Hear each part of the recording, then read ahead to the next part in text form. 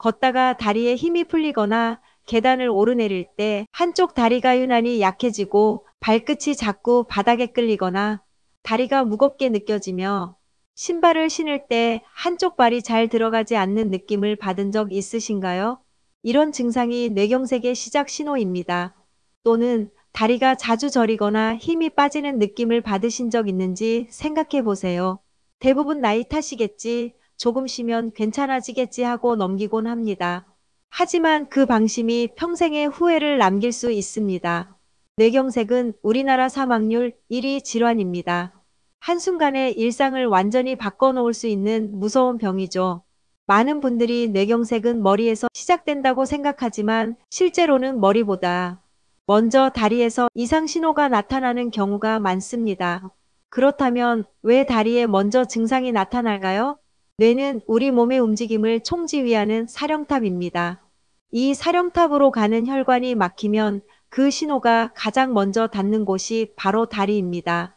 혈액이 원활히 공급되지 않으면 다리 근육이 제 역할을 못하고 걷거나 설 때 균형이 무너지기도 합니다.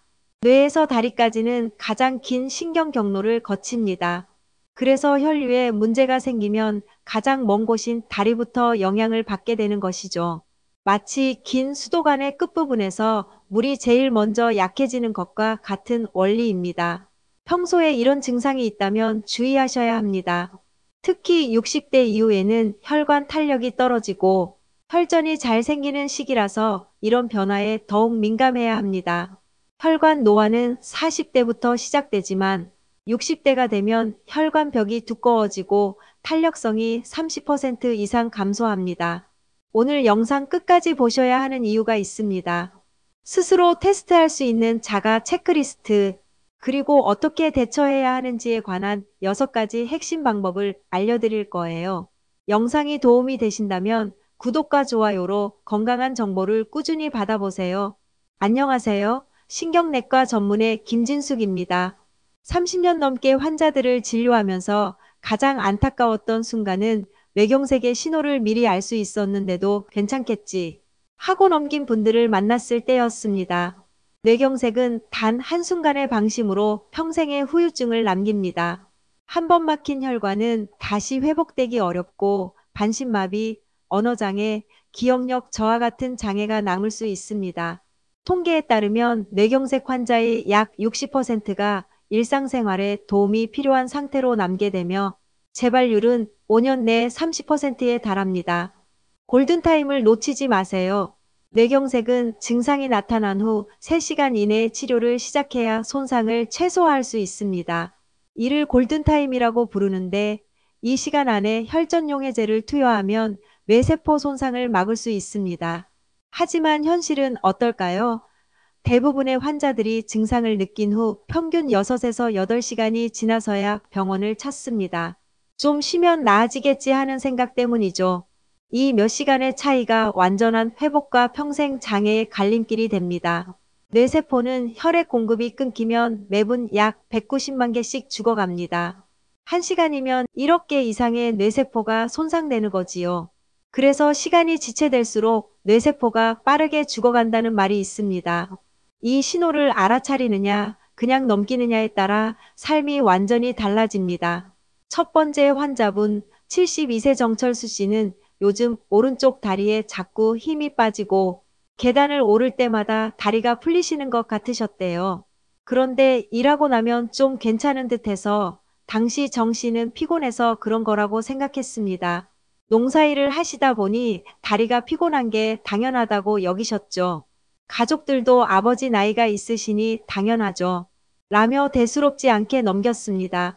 하지만 며칠 후 새벽 갑자기 쓰러지셨고 한쪽 팔과 다리가 전혀 움직이지 않는 상태로 응급실에 오셨습니다. 이미 뇌경색이 진행된 뒤였죠. MRI 검사 결과 중대 외동맥이 완전히 막혀 있었고 뇌 조직의 상당 부분이 이미 손상된 상태였습니다. 그때만 병원에 왔더라면 이렇게 되진 않았을 텐데 그분의 후회가 아직도 기억에 남습니다. 지금도 정 씨는 휠체어 생활을 하시며 간단한 말조차 어려워하십니다. 두 번째 환자는 63세 김영자 씨입니다. 다리 저림이 이틀째 계속되고 걸을 때 발끝이 자꾸 바닥에 닿는 느낌이 들어서 혹시나 해서 바로 병원에 오셨습니다. 김 씨는 평소 건강 프로그램을 자주 시청하셨대요. 그래서 다리 증상이 뇌경색과 연관될 수 있다는 걸 알고 계셨죠. 남편은 괜찮을 텐데 뭐 라며 말렸지만 김 씨는 직감적으로 이상하다고 느끼셨습니다.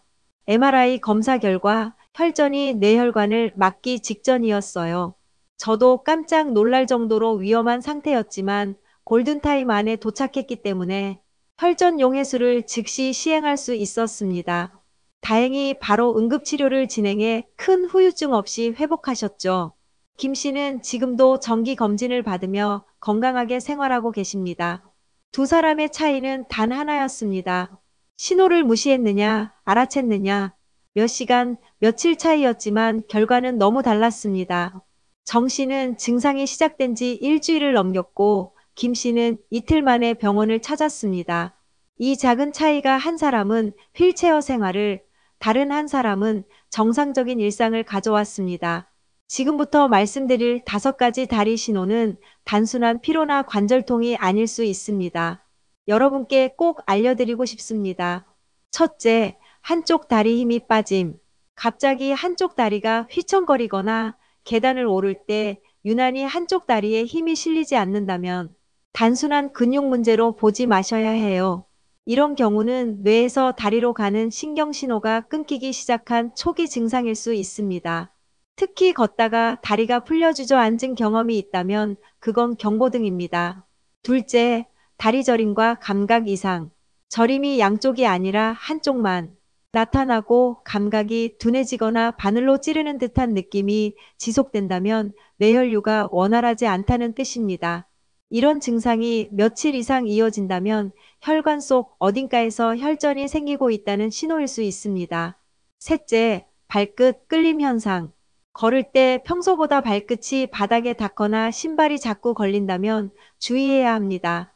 근육이 약해져서가 아니라 뇌에서 발끝까지 전달되는 신호가 끊기고 있다는 가능성이 큽니다.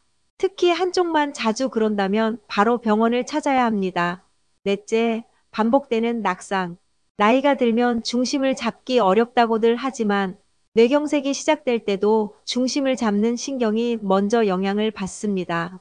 다리에 힘이 빠져 자꾸 넘어지는 방향이 비슷하게 반복된다면 뇌혈관의 문제일 가능성이 높습니다. 다섯째, 의지와 상관없는 다리 떨림. 가만히 있어도 다리가 덜덜 떨리거나 스스로 통제하기 어렵다면 신경계의 균형이 무너졌을 수 있습니다. 특히 떨림과 함께 다리 감각이 둔해지거나 한쪽이 차가워지는 느낌이 있다면 뇌경색의 초기 단계일 가능성이 높습니다. 이 5가지 증상은 조금만 쉬면 괜찮아질 거야 라고 넘길 일이 아닙니다. 바로 이때가 뇌가 보내는 마지막 경고일 수 있기 때문입니다. 이제부터 말씀드릴 4가지 생활 습관만 실천하셔도 위험을 크게 줄일 수 있습니다. 첫째, 생활 습관 교정입니다. 담배와 술은 뇌혈관의 탄력을 약하게 만들고 혈액을 끈적이게 만듭니다. 흡연을 하시면 혈관이 수축해 혈류가 좁아지고 술은 혈압을 순간적으로 높입니다. 여기에 짠 음식과 기름진 고기를 자주 드시면 혈관벽에 지방이 쌓여 피가 흐를 공간이 좁아집니다. 내가 평생 먹던 음식인데 괜찮겠지 라는 생각이 가장 위험합니다. 식단을 조금만 바꿔도 혈관은 금방 반응합니다. 둘째, 혈당 조절입니다. 당뇨병은 눈에 보이지 않게 혈관을 조금씩 손상시키죠. 혈당이 높으면 혈관 속 벽이 딱딱해지고 그 틈에 혈전이 달라붙어 막힘이 생깁니다. 식사 후 2시간 혈당을 140 이하로 유지하는 것이 가장 좋습니다. 단 거 좋아하니까 끊을 수 없어 하시기보다 하루 한 끼라도 과일과 채소로 식사를 바꿔보세요. 작은 습관이 큰 차이를 만듭니다. 셋째, 혈압 관리입니다. 고혈압은 조용한 살인자라고 불립니다. 수축기 혈압이 140 이상이면 이미 뇌혈관에 지속적인 압력이 가해지고 있는 상태입니다. 본인은 멀쩡하다고 느끼지만 그 사이에 혈관벽은 조금씩 상처를 입습니다. 약을 복용 중이라면 반드시 의사 지시대로 꾸준히 드세요. 오늘은 괜찮으니까 안 먹어도 되겠지 했다가 뇌경색으로 응급실에 오는 경우가 정말 많습니다. 넷째, 규칙적인 운동입니다. 많은 분들이 무릎 아파서 운동 못해요. 라고 하시는데 꼭 달리기나 격한 운동이 아니어도 괜찮습니다. 하루 30분, 일주일에 5번만 걸어도 혈류가 개선되고 혈관이 단단해집니다. TV를 보며 제자리 걷기라도 좋습니다. 꾸준함이 혈관 건강을 지키는 최고의 약입니다. 생활 습관을 고치는 일은 귀찮고 어려워 보이지만 그게 바로 뇌경색을 막는 가장 강력한 치료입니다. 신호를 매일 스스로 확인할 수 있는 아주 간단한 방법이 있습니다.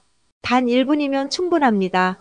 아침에 거울 앞에 서서 내 몸의 균형과 움직임을 확인해 보는 겁니다. 첫 번째, 두 팔을 앞으로 뻗어보세요. 양팔을 같은 높이로 뻗었는데 한쪽 팔이 천천히 아래로 내려간다면 그건 단순한 근육 피로가 아니라 신경 전달이 약해졌다는 신호입니다. 혈류가 한쪽 뇌로 충분히 가지 못할 때 이런 현상이 나타납니다. 어제 잠을 잘못 잤나? 하고 넘기지 마시고 이런 변화가 반복된다면 꼭 확인해야 합니다. 두 번째, 입꼬리를 올려보세요. 웃을 때 한쪽 입꼬리만 올라가고 반대쪽은 그대로라면 안면신경마비나 뇌신호 이상일 수 있습니다. 특히 말을 하려 할 때 발음이 어눌하거나 침이 자주 새면 바로 병원 진료가 필요합니다. 실제로 뇌경색 환자 중 절반 이상이 이런 얼굴의 미세한 변화로 시작됐습니다. 세 번째, 다리를 번갈아 들어 올려 보세요. 각각 5초 정도 들어 올려 보았을 때 한쪽 다리가 유난히 무겁거나 유지가 어렵다면 하체 근육의 힘이 아니라 신경 전달의 문제일 가능성이 있습니다. 특히 다리를 들고 있을 때 저리거나 흔들리는 느낌이 든다면 뇌에서 다리로 가는 혈류가 불안정하다는 뜻입니다. 이 세 가지 동작은 어렵지 않습니다. 하루 1분 거울 앞에서 몸을 확인하는 습관만으로도 뇌경색을 조기에 발견할 확률이 크게 높아집니다. 지금 바로 혈압과 혈당을 한번 재보세요. 수치가 조금이라도 평소와 다르다면 그건 몸이 보내는 신호일 수 있습니다.